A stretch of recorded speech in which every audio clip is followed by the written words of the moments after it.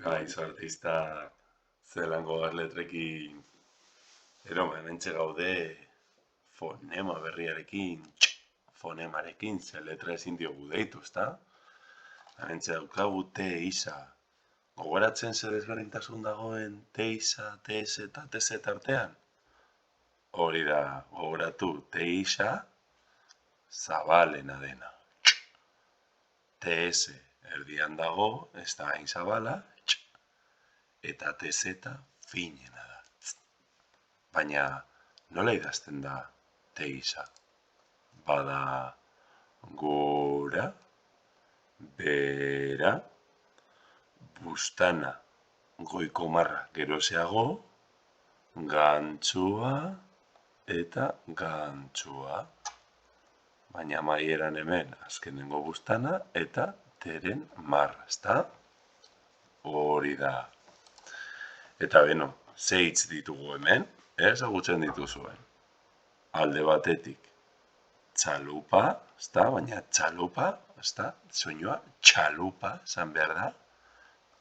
Eta horrela, txalupan joan gaitezke portuan baldin bagaude, ezta? Ze txikitsuak dira, edo laku batean bagaude. Gero, txibia, txibia. Agian noizbait rabak jan dituzue, antzekoak dira, ezta? Txibiarenak. Eta kutxa.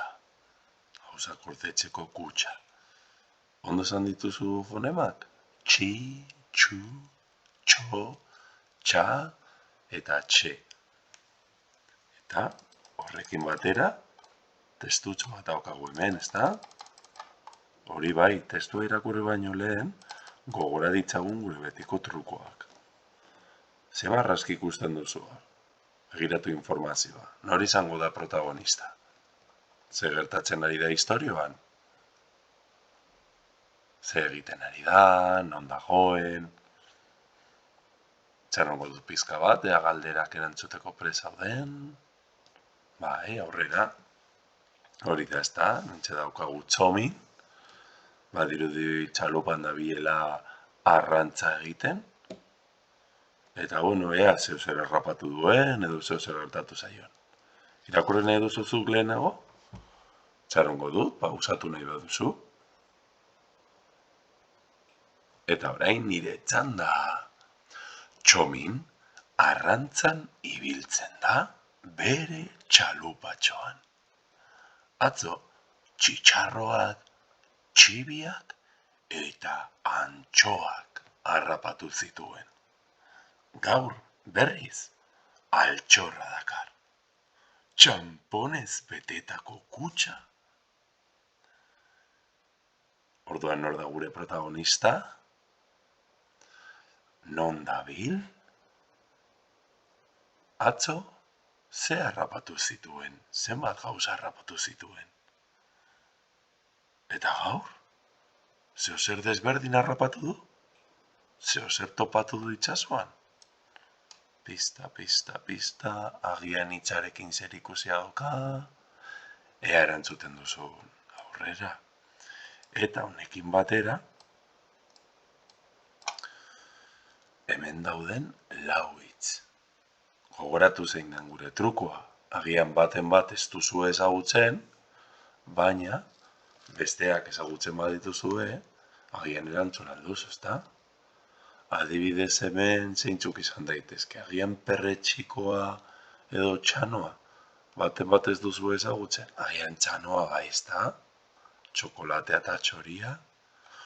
Orduan, txokolatea, txoria eta txanoa ezagututa, perretxikoa idazteko prest, agian bai, ezta? Ea ba? Eta beno hemen, txitxarroak, txibiak eta antxoak, bai, txitxarroak eta antxoak arrainak dira, ezta? Eta txibia da, honelako, ezta? Txipiroia. Eta honekin batera zen falta zaigu gure ipuina. Begiratu gure ipuina, zer daukago? Badago den pertsona bat, badago txetxoa, ea ba? Nahi duzuzuk lehenengo irakurri? Txarrongo dut. Nor den pertsonaia.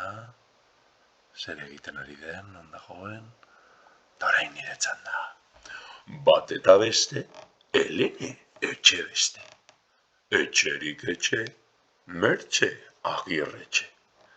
Jatetxez jatetxe, Pepe Sabeletxe. Triste, triste, triste, Xelez Goibeletxe. Txe eta txe, txe, txe.